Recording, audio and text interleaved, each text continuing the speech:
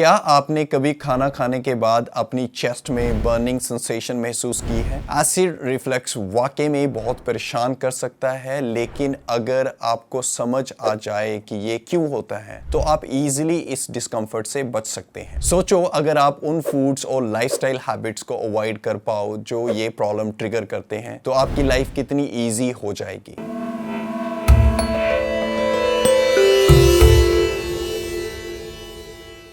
Welcome to eve losses. मैं हूं doctor विकास संगोत्रा। इस वीडियो में हम देखेंगे कि एसिड रिफ्लक्स का फंडा क्या है, ये क्यों होता है, कैसे ये एसिड फूड पाइप में पहुंच जाता है और आप इसे कैसे कंट्रोल कर सकते हैं। आज हम कुछ सरप्राइजिंग कॉजेस और सिंपल सोल्यूशन डिस्कस करेंगे जो आपको रिलीफ दे सकते हैं। वीडियो को एंड तक देखना, क्योंकि ये छोटे टिप्स आपकी डेली लाइफ में बड़ी हेल्प करेंगे। So what is acid reflux? Acid reflux होता क्या है? बहुत सारे लोगों को ये तो पता है कि मेरे गले में जलन पड़ रही है, मेरे फूड पाइप में जलन पड़ रही है, एंड लोग अक्सर एंटासिड्स, वो कैप्सूल या टैबलेट्स अपनी लाइफ का एक इंटीग्रल हिस्सा बना लेते हैं। बट इस वीडियो में हम जानेंगे कि according to Ayurveda acid reflux का कारण क्या है, ताकि उस जड़ को हम समझ सके और उस जड़ को हम अपने लाइफस्टाइल की तरह से, अपने हर्ब्स से, अपनी कुछ फूड आइटम्स को अपना के परमानेंटली क्योर कर सके। सो वी विल स्टार्ट कि सबसे पहले ये एसिड रिफ्लक्स होता क्या है। बड़े सिंपल शब्दों में, जब आपके स्टमक का एसिड उल्टा आपकी फूड पाइप यानी ईसोफेगस में जाने लग पड़ता है, जिससे वो जलन वाली फीलिंग होती है, ये तब होता है जब आपके लोअर ईसोफेजियल स्फिंक्टर यानी LES काम नहीं कर पाते। सो ये LES क्या होता है कि आपके स्टमक और फूड पाइप यहाँ पे जुड़ते हैं, वहां पे एक किस्म का ढक्कन होता है। ये वैसे वाल्व्स होते हैं जो पेट का एसिड पेट में रखते हैं ताकि वो डाइजेशन में हेल्प करें, अपनी जगह पे रहें। बट जब वो सेम एसिड ऊपर आपकी फूड पाइप में जाना शुरू कर देता है, गले में जाना शुरू कर देता है, क्योंकि आपका ढक्कन सही तरीके से काम नहीं कर रहा, तब हमें एसिड रिफ्लक्स होता है। सो नॉर्मली ये LES, जो कि बहुत जरूरी है, स्टमक एसिड को अपनी जगह पे लॉक करके रखना जहां पे वो होना चाहिए। आयुर्वेदा इन चीजों को डेप्थ में एक्सप्लेन करता है। चलिए देखते हैं एसिड रिफ्लक्स के कॉजेस और कैसे कुछ इजी चेंजेस करके आप इसे कंट्रोल कर सकते हो। सबसे पहले हम जानेंगे root cause behind acid reflux. Ayurvedic view, Ayurveda के हिसाब से एसिड रिफ्लक्स तब होता है जब आपकी बॉडी में पित्त और वात दोषा का इंबैलेंस होता है और तीक्ष्ण अग्नि जो कि सम अवस्था में होनी चाहिए, वो सम अवस्था में ना रहते हुए आपकी डाइजेस्टिव अग्नि तीक्ष्ण रूप में आ जाती है। सो स्टमक जो है वो पित्त दोषा का घर है, पर स्टमक में पित्त दोषा बैलेंस रूप में रहना चाहिए। बट जब पित्त दोषा खुद में ही बहुत फेयरी और एसिडिक हो जाता है, जब पित्त आउट ऑफ बैलेंस हो जाता है, तो आउट ऑफ बैलेंस से हमारा मतलब है इसकी प्रॉपर्टीज, यानी तीक्ष्ण प्रॉपर्टी यानी हॉट मींस गर्म प्रॉपर्टी, स्निग्ध यानी हीटेड ऑयल, एसिड जैसी प्रॉपर्टी जब ज्यादा बढ़ जाती है, जिससे एसिडिटी बढ़ जाती है, हार्टबर्न हो जाता है। दूसरी तरफ वाता एक मूवमेंट एनर्जी है। जब पित्त दोषा का इंबैलेंस होता है, उसके साथ साथ स्लोली जब वाता, जो कि हमारी बॉडी में मूवमेंट एनर्जी को कंट्रोल करता है, जैसे हार्ट से ब्लड को फ्लो करके पूरी बॉडी में मूवमेंट करना, हैंड्स की मूवमेंट होना, बोलना, इवन सांस लेना छोड़ना, ये सारी की सारी मूवमेंट्स आयुर्वेदा के अकॉर्डिंगली वाता दोषा का काम है। बट जब पित्त दोषा, जो कि ऑलरेडी आपके स्टमक में बढ़ गया है, उसके साथ साथ जब वाता दोषा बढ़ जाता है, ये उस पित्त दोषा को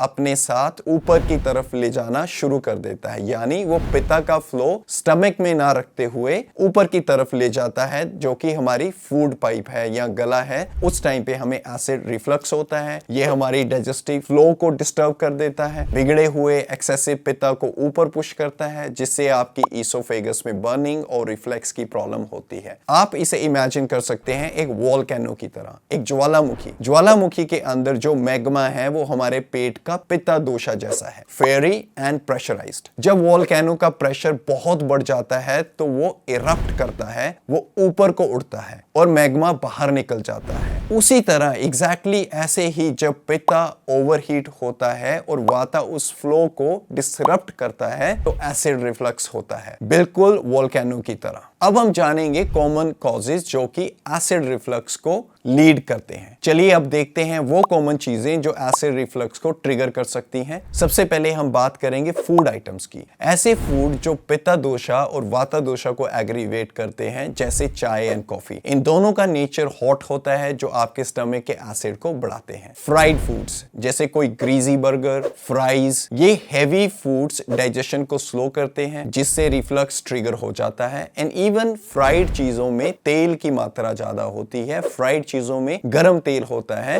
तो आयुर्वेदा के सिद्धांत के अकॉर्डिंगली सर्वदा सामान्य वृद्धि कारणम, यानी सिमिलर इंक्रीजेस सिमिलर, एक जैसी चीजें एक जैसी चीजों को बढ़ाती हैं। तो वो गर्म एंड ग्रीजी यानी स्निग्ध, ये प्रॉपर्टी पित्ता की होती है। जब आप फ्राइड फूड ज्यादा खाते हैं तो आपके अंदर गरम गरम पित्ता ज्यादा बढ़ जाता है। स्पाइसी फूड्स, बहुत ज्यादा स्पाइसी खाना खाने से एसिड रिफ्लक्स फ्लेयर हो जाता है। समझो जितना ज्यादा मिर्च मसाला उतनी ही जलन। Then your refined sugar and processed foods, बहुत ज्यादा कैंडीज, शुगरी ड्रिंक या कैंड फूड लेने इज नॉट राइट। ये प्रोसेस चीजों में प्रिजर्वेटिव होते हैं जो आपके स्टमक को इरिटेट करके रिफ्लेक्स कॉज करते हैं। सॉसेस एंड कॉन्डिमेंट्स, सॉसेज जैसे आपका एक्सेस चिल्ली सॉस, आपका बारबेक्यू सॉस, आपके मस्टर्ड सॉस, ये सॉसेस टेंजी और एसिडिक होते हैं जो रिफ्लक्स का कारण बनते हैं। अल्कोहल, अल्कोहल की प्रॉपर्टीज पित्ता को बढ़ाती हैं, पित्ता को इंबैलेंस करती हैं। अल्कोहल की प्रॉपर्टीज पित्ता के साथ साथ वाता दोषा को भी इंबैलेंस करती हैं। तो अल्कोहल LES यानी आपके वो ढक्कन, वो वाल्व्स जिन्हें हम लोअर इसोफेजियल स्फिंक्टर कहते हैं, को रिलैक्स कर देती है जिससे एसिड के लिए पेट से एस्केप करना इजी हो जाता है। सो डिनर के साथ अगर आप एक ग्लास वाइन ले रहे हैं या रात को आप वाइन लेके अल्कोहल लेके डिनर कर रहे हैं तो ये आपकी बर्निंग सेंसेशन को बढ़ा देता है। ये आग में घी डालने के समान है। आयुर्वेदा में एक्सेसिव टेस्ट, आयुर्वेदा में 6 टाइप के टेस्ट बताए हैं। जितना भी हम सारी चीजें खाते हैं वो सारी की सारी 6 टेस्ट में कैटेगराइज की गई हैं। हर टेस्ट की एक कैपेसिटी है, कैपेबिलिटी है किसी दोषा को बढ़ाने की और किसी दोषा को कम करने की। आइए जानते हैं ऐसे कौन से टेस्ट हैं जिनको आयुर्वेदा रिकमेंड करता है कि हम उन्हें एक्सेस में ना लें, नहीं तो वो पित्ता दोषा को बढ़ाएंगे जिससे आपकी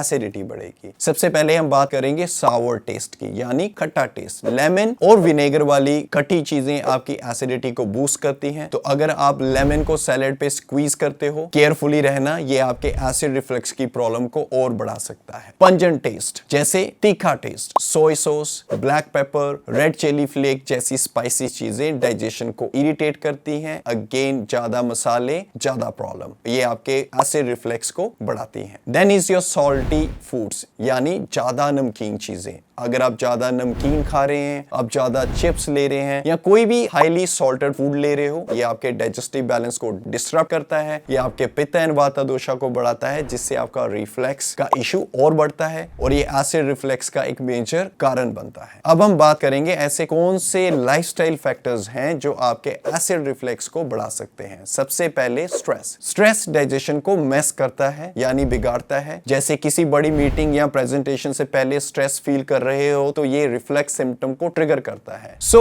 स्ट्रेस आपके वाता दोषा एज वेल एज पित्ता दोषा को इंबैलेंस करता है जिससे ये आपकी एसिडिटी को और बढ़ाता है। लेट नाइट ईटिंग, सोने से पहले हैवी मील खाना बड़ी प्रॉब्लम क्रिएट करता है। अगर आप बड़ा डिनर खा रहे हो और उसके बाद तुरंत सो रहे हो या रात को लेट नाइट डिनर करके एकदम से सो रहे हो तो ये आपके एसिड को बढ़ाएगा और उस एसिड को आपकी फूड पाइप में लेके जाएगा जिससे आपको रिफ्लक्स का इशू बढ़ेगा और इवन आपकी स्लीप भी डिस्टर्ब हो सकती है। सो एसिड रिफ्लेक्स के कॉजेस को समझने के बाद आप आयुर्वेद की अप्रोच से इस प्रॉब्लम से इफेक्टिवली टैकल कर सकते हैं। पित्त और वाता दोषा को बैलेंस करके और कुछ फूड एंड लाइफस्टाइल ट्रिगर्स को अवॉइड करके आप एसिड रिफ्लक्स को प्रिवेंट भी कर सकते हैं। तो अपने खाने की चॉइसेस और लाइफस्टाइल में थोड़ा ध्यान दें। ट्रस्ट मी, आप काफी जल्दी रिलीफ महसूस करेंगे अगर आपको एसिड रिफ्लक्स की प्रॉब्लम है। जल्दी उस पर एक डिटेल डिटेल वीडियो अपलोड की जाएगी कि आप किस तरीके से